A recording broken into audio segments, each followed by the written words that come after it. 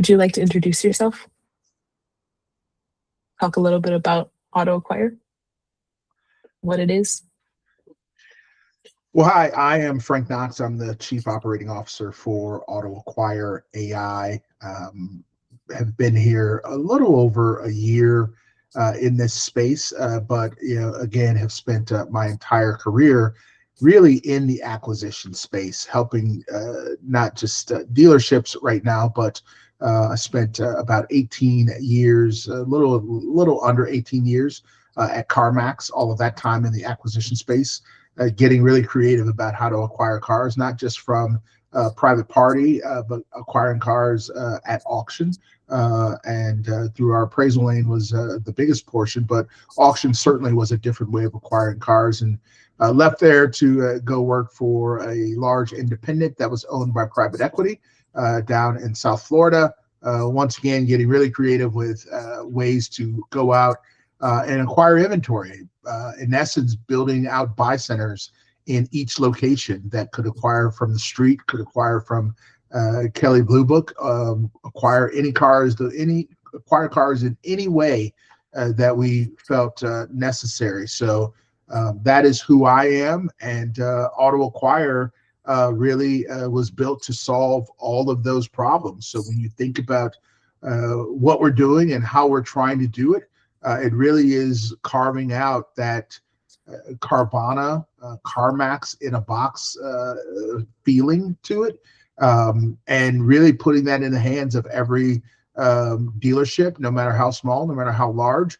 We work with some smaller dealers that are selling 30, 40 cars a month, and we work with some rather large franchise groups as well. So looking forward to the conversation today and walking through how dealers go out and start to really implement this in their stores. All right. So walk me through week one at a new dealership and what actually happens on day one. So on day one, once we've done all of the integrations, the first thing that we're going to do is we schedule some one-on-one time with the GM, the GSM, and all of the individuals that will be using the platform.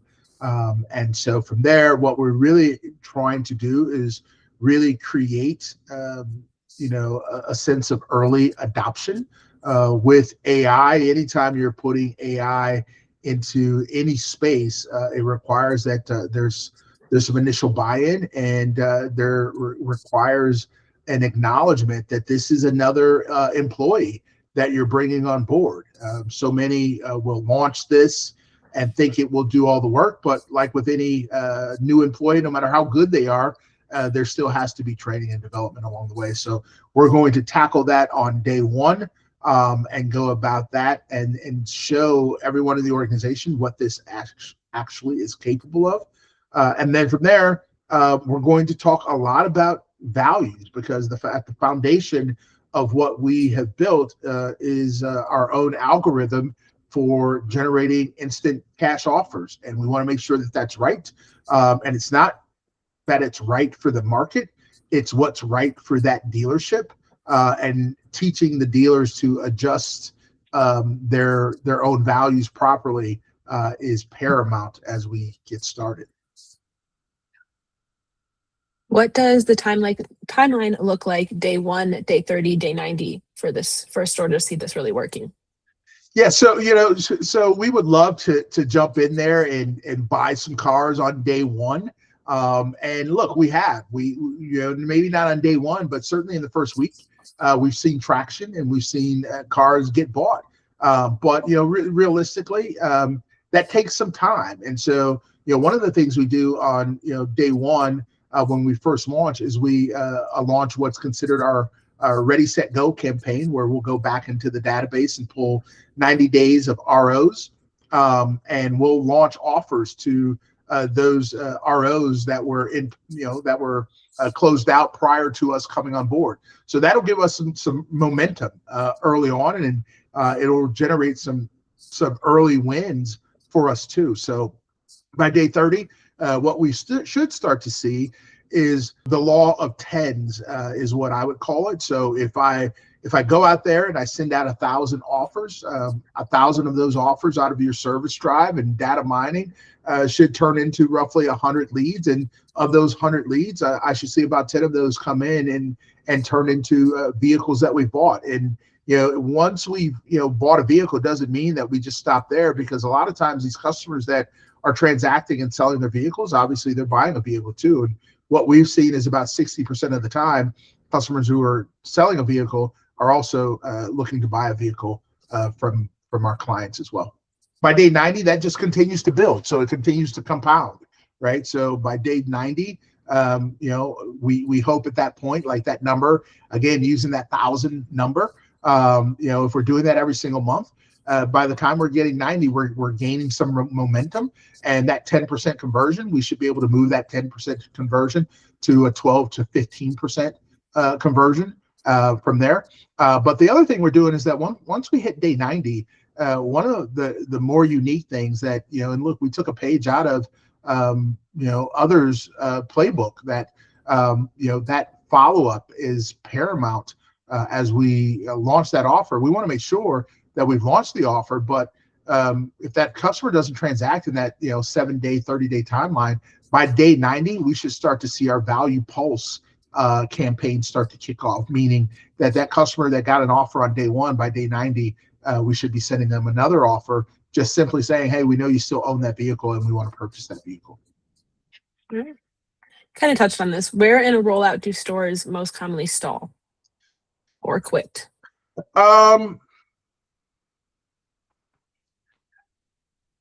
Look, I think, with more times than not, what we see customers give up is early on, right? Like, and that's like with anything, right? Like if we don't get that early adoption, if we don't get the high level of engagement early on, this is when, by the time they're getting to day 30, they're saying, well, this thing isn't working the way that I thought it was going to work.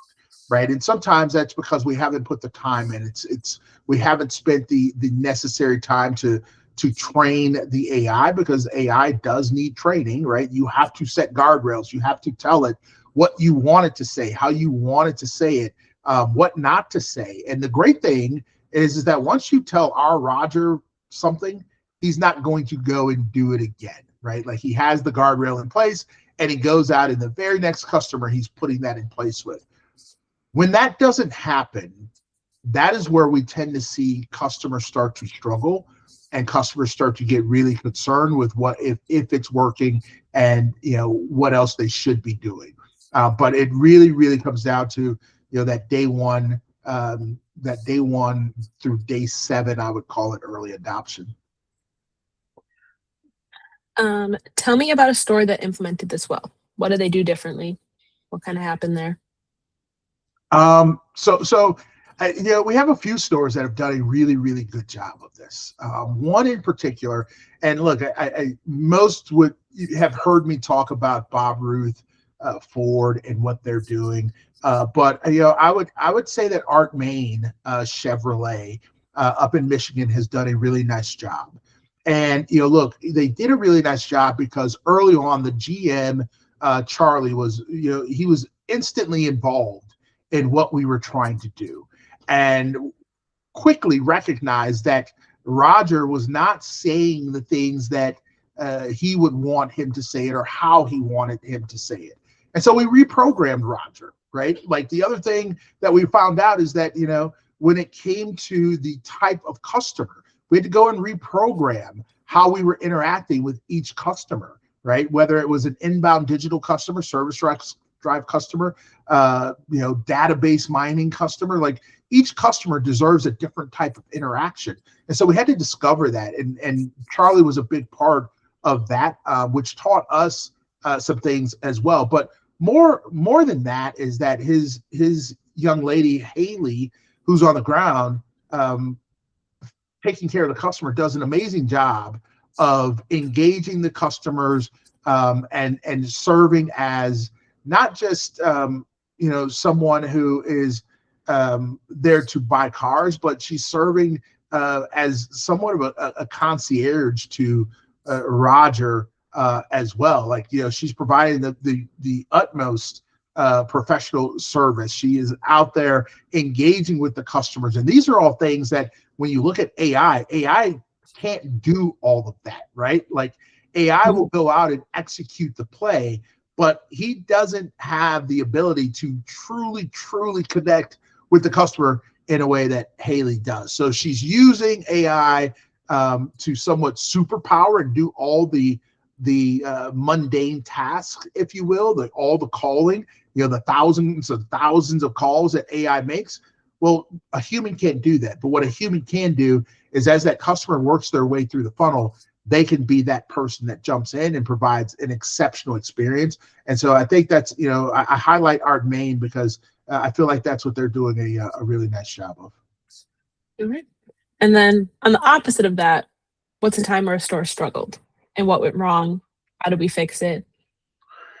Oh, so look, when you think about struggles, like every organization is going to have individuals that struggle a bit, and I would say, like, I've had, and I'm not going to call out any particular store, but the way that stores struggle is when they leave AI to go and just do all the work on its own.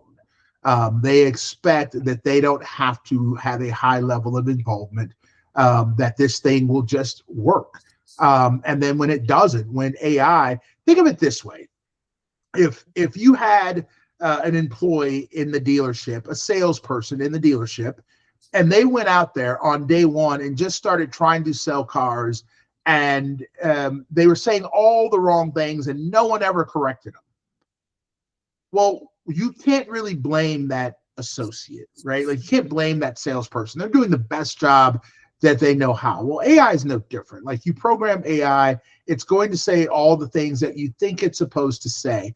But if there's something particular that applies to just your dealership, and we never course correct, or we never tone down or throttle back the aggressiveness, then at that point, we look at this and say, look, we didn't do a very good job of training our new associate to what we wanted them to be. And so that's where I see most struggle, is that we haven't trained the AI to do exactly what we want it to. And we were sort of just hoping with our fingers crossed that it would go out there and execute. Right. What's a mistake you made early on that you'd never make again? Oof. A mistake early on that I made that I would never make again.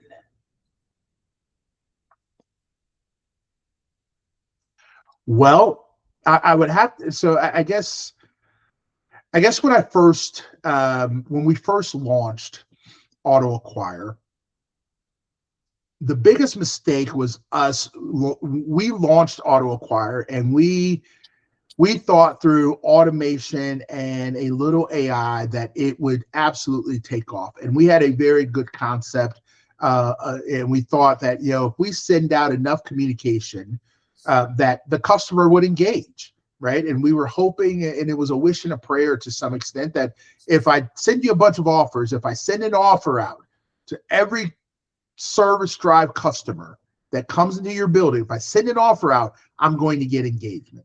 And that simply didn't happen, right? And so we ramped up the communication. We decided we would send more emails out, and that didn't work.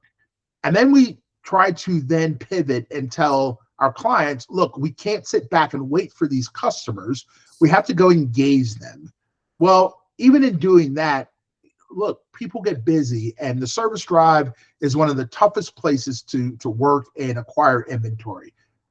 And so what we discovered was the only way that we could really pull this together is through having AI do the phone calls, send the text messages, and have the AI crafted in a way that we wanted it to. So the mistake there, like for me, I guess if I had to do it all over again, I would have done the AI, this AI voice and text immediately, versus hoping that simple emails would get customers to engage to sell their cars. What's the labor and staffing conversation that has to happen before Auto Acquire is going to work? Well, I mean, you need a person, right? Like, you have to have a person. It doesn't have to be a lot of people, but you need a person who is parked in front of this and they're working it. And they don't have to sit all day, every day, just looking at a screen, but they do need to have the alerts coming to their email or their phone to let them know when a customer has engaged and has moved into a lead status, right? So you do need that one person. You have to have individuals from a management standpoint that are willing and able to look at this every day. It's no different than having a sales, a sales CRM. You're living in that CRM all day, every day, seeing what's happening with customers that want to buy a vehicle. We need to treat vehicle acquisition the same way. You have to live in this, we call it our VRM, but you have to live in the system, seeing who wants to sell their vehicle, who's close, because the market is super competitive. We all know that. So when you're thinking about the CarMaxes, the Carvanas of the world that are out there, and they are out there and they are relentlessly going after your customers. If we're not doing the same thing, then we've truly missed something. And then what's the single biggest predictor of whether a store succeeds with all of this? The easiest predictor for me is the level of buy-in. The number of people that are logging into the platform. Am I seeing that one point person that you went out and found? Are they in the platform every day? Do you know your numbers? How many times are you coming in and looking at the analytics and attribution page that we've built in the system? If I know that the individual doing that and they're really checking and making sure that there's a return on investment, that is the single biggest indicator that I can tell you that our most successful dealers are doing every single day. What would you tell a GM to expect that nobody tells them up front? Expect that this is going to be a lot of hard work. So many out there will make acquisitions seem as though, hey, look, just plug this in and you're going to start buying cars. Let me give you this playbook and you'll start buying cars. Let me, show you this really cool trick of going out on social media and you'll really start to buy cars. The reality is I've done this for almost 25 years, and there's never been a year that I look and say it was easy for me to acquire cars. It's never been, and the individuals that are out there consistently working in the service drive that are hearing, again, we know service drive, conversions are 2 to 3%. We're looking to get that number and acquire a 10% clip consistently, right? But if you ask those individuals that are in the service drive operating at a 2 or 3%, is it hard work? It's hard work every single day. To hear 97 people tell you no over the course of a month to buy a few cars is tough work. And so I think all too often we make this seem easier sometimes than what it is. But the reality is it's ultra competitive. And it's ultra competitive because everybody knows after we went through the pandemic and we had that shortage of inventory and we're still dealing with the fallout of that, everyone knew that this would be a challenging way to make a living. And I would tell any GM that, look, what I have is going to help you go out and execute better. It's going to help you be more efficient, but it's still going to be really hard every single day to make this system work for you and to acquire the cars that you really want and need. All right. Final closing question. Kind of touched on this in the last one. What's the biggest misconception a dealership GM has about AI-driven acquisition? Oh man, the biggest misconception. Look, I said it in so many words, but let me just say it bluntly, and that is the biggest misconception is that this thing just works on its own. That it's a set it and forget it. That I don't have to really invest a lot of time and energy in it. It's just going to go and operate. While you don't have to invest as much time and energy in acquisitions, you will have to invest time and energy into making this thing work and really truly work for you. And my best operators out there, they're doing just that. They're hands-on. They're spending a lot of time. They're taking advantage of setting up time with our account managers who are willing to operate and willing to work with your dealership group weekly if necessary. The best of the best are doing that, right? And those who have an attitude of it's AI, I can set it and forget it, it's going to operate on its own, end up regretting it at some point. All right. That's all we have. Very good. Well, I That's it. thank you for the interview questions. And Of course. I'll see you. Thank you for joining us.